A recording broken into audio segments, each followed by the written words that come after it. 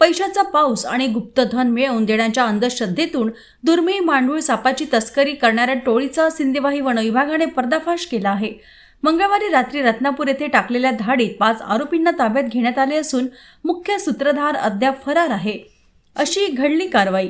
रत्नापूर येथील युवराज गहाणे यांच्या घरी सापाचा सौदा होणार असल्याची गुप्त माहिती वन विभागाला मिळाली होती. या माहितीवरून वनपरिक्षेत्र अधिकारी अंजली बोरावार यांच्या नेतृत्वाखाली पथकाने रात्रीच्या सुमारास गहाणे यांच्या घरावर छापा टाकला. यावेळी 3.5 ते 4 फूट लांबीचा जिवंत मांडूळ साप जप्त करण्यात आला.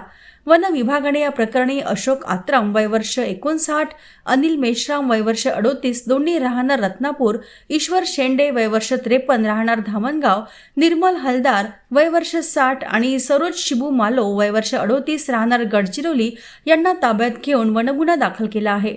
घराचा मालक युवराज गहाणे हा फरार असून त्याचा शोध वन विभाग घेत आहेत.